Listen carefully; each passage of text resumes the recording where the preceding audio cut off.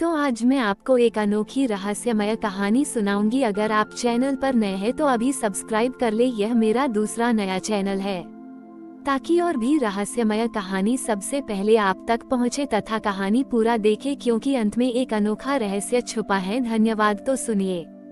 पुरी के जगन्नाथ मंदिर के बाहरी प्रांगण में, जहां हर शाम ढलते सूरज के साथ अंधेरा गहराने लगता था, वहां प्रकाश नाम का एक युवा लड़का रहता था। प्रकाश का काम था मंदिर के चारों ओर और गलियों में लगे मिट्टी के छोटे छोटे दीपकों को जलाना। हर शाम वो अपनी छोटी सी तेल की कुप्पी और बाती लेकर निकलता और एक एक करके सभी दीपकों में तेल डालकर उन्हें जलाता। उसका काम बहुत साधारण था, अक्सर अनदेखा कर दिया जाता था, लेकिन प्रकाश उसे पूरी लगन से करता था। प्रकाश का हृदय भगवान जगन्नाथ के प्रति असीम श्रद्धा से भरा था। वो रोज मंदिर जाता, भगवान के दर्शन करता और देखता कि कैसे धनी भक्त सोने के गहने, कीमती वस्त्र और विशाल प्रसाद चढ़ाते थे। वह देखता था कि कैसे मंदिर के भीतर बड़े बड़े झूमर और दिए जगमगाते थे, जिनकी रोशनी दूर दूर तक फैलती थी। प्रकाश को लगता था कि उसकी यह छोटी सी सेवा, ये मिट्टी के छोटे छोटे दीपक, भगवान के भव्य स्वरूप के सामने कितने तुच्छ हैं। क्या भगवान सचमुच मेरे इन छोटे दीपकों को देखते होंगे? वह मन ही मन सोचता।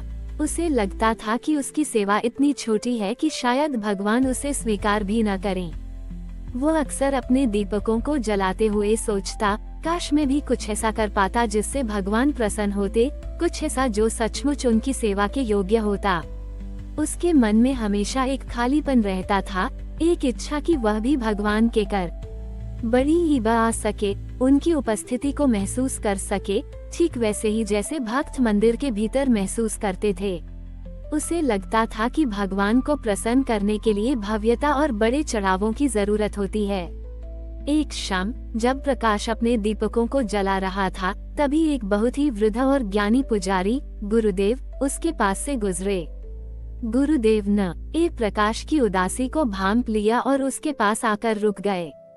क्या बात है बेटा? गुरुदेव ने अपनी शांत आवाज में पूछा। तुम इतने सुंदर दीपकों को जला रहे हो, फिर भी चिंतित क्यों हो? प्रकाश ने अपनी व्यथा बताई। गुरुदेव, मैं बस ये छोटे छोटे दीपक जलाता हूँ। मंदिर के भीतर तो इतने बड़े और भव्य दिए जलते हैं।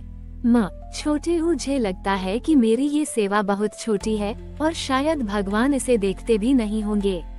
गुरुदेव मुस्कुराए। उन्होंने प्रकाश के हाथ में जलते हुए दीपक को देखा। बेटा, उन्होंने कहा, तुम्हें क्या लगता है कि भगवान को क्या चाहिए? क्या उन्हें बड़े बड़े दिए या भव्य रोशनी चाहिए? नहीं, भगवान को तो केवल हृदय का प्रकाश और सच्ची भावना चाहिए। गुरुदेव ने अपनी बात जारी रखी। तुम कहते हो कि तुम्हारी सेवा छोटी है। क्या तुम्हें पता है बेटा, ये छोटा सा दीपक ही सबसे महत्वपूर्ण है।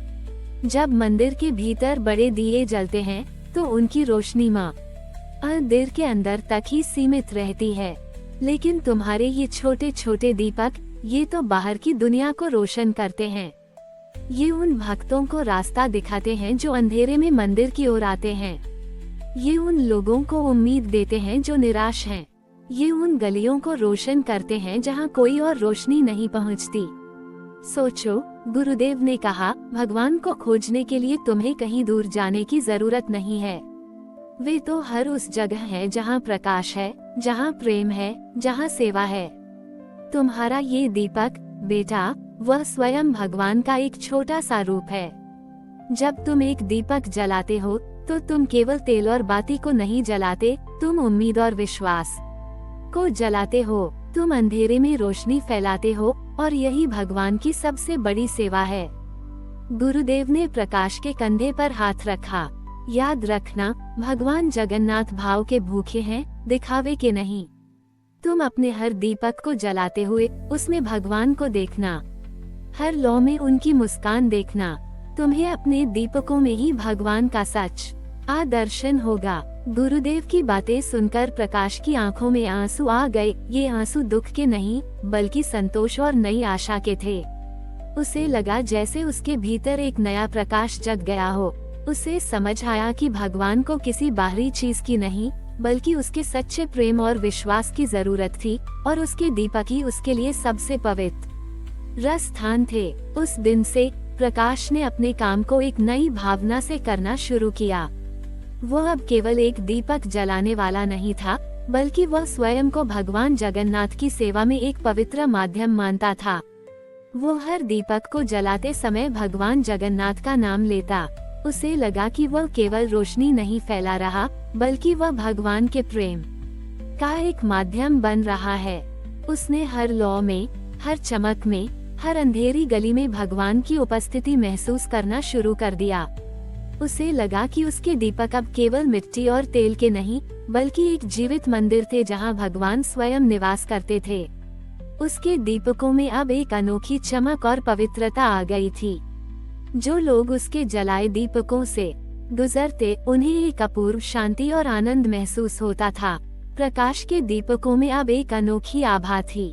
उसकी जलाई हुई गलियां इतनी रोशन और पवित्र लगती थीं कि लोग दूर दूर से उन्हें देखने आते थे, न केवल रोशनी के लिए, बल्कि उनमें छिपी शांति और पवित्रता के लिए भी।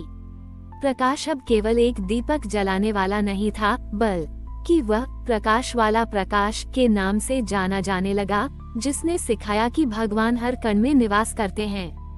प्रकाश ने अपनी बाकी जिंदगी अपने दीपकों की सेवा और भगवान के संदेश को फैलाने में लगा दी। वो अब कभी अपनी सेवा को लेकर शिकायत नहीं करता था।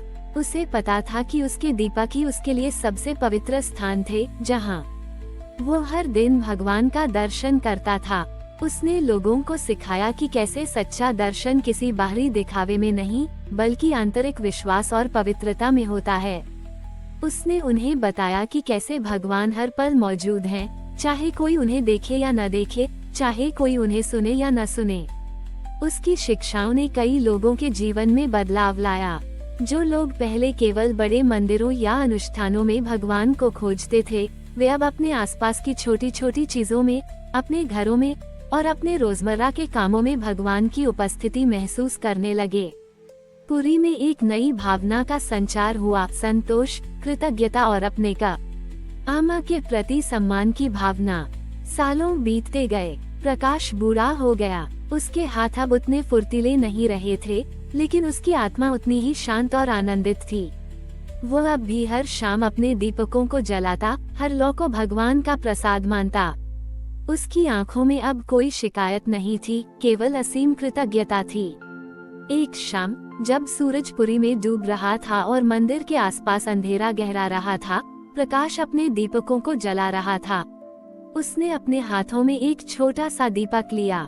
वह दीपक शायद किसी और के लिए साधारण होता, लेकिन प्रकाश के लिए वह भगवान की उपस्थिति का प्रतीक था। उसने दीपक को अपने हृदय से लगाया। उसे लगा कि उसका जीवन भी इस दीपक की तरह ही था, साधारण, लेकिन भगवान के प्रेम और आशीर्वाद से भरा हुआ। उसने महसूस किया कि उसने वह सब कुछ पा लिया था जिसकी उसे कभी इच्छा थी, संतोष, प्रेम और भगवान की निकटता। अगली सुबह जब सूरज निकला, तो लोगों ने देखा कि प्रकाश अपने दीपकों के बीच शांत लेटा हुआ था। उसके चेहरे पर एक दिव्य मुस्कान थी। उसके हाथ में वही छोटा दीपक था जिसकी लौ अभी भी टिमटिमा रही थी। पुरी के लोगों ने शोक मनाया, लेकिन उनके दिलों में प्रकाश के प्रति गहरा सम्मान था। उन्हें पता था कि प्रकाश ने उन्हें न केवल दीपक जलाना सिखाया था, बल्कि जीवन का सच्चा अर्थ भी सिखाया था। आज भी जब पुरी में कोई भक्त मंदिर की ओर आता है और उसे गलियों में दीपकों की रोशनी दिखाई देती है, तो उसे प्रकाश की कहानी सुनाई जाती है। लोग कहते हैं कि भगवान को खोजने के लिए कहीं दूर जाने की जरूरत नहीं, वे तो हर उस जगह है जहाँ पर प्रकाश है, जहाँ प्रेम है और जहाँ सच्ची सेवा है। और प्रकाश के दीपक हमेशा के लिए पुरी की आत्मा में समा गए, ये सिखाते हुए कि सच्ची भक्ति किसी बाहरी दिखावे में नहीं, बल्कि अपने कर्मों और अपने हृदय की पवित्रता में होती है। हमारी और भी आध्यात्मिक एवं अनोखी कहानियाँ देखने के लिए हमारे चैनल पर जाएं तथा धार्मिक एवं पौराणिक अनोखी कहानियाँ हमारे चैनल पर है। कृपया जाके देखें तथा हमारे चैनल को सब्सक्राइब करके रखें और वीडियो लाइक जरूर करें। धन्यवाद।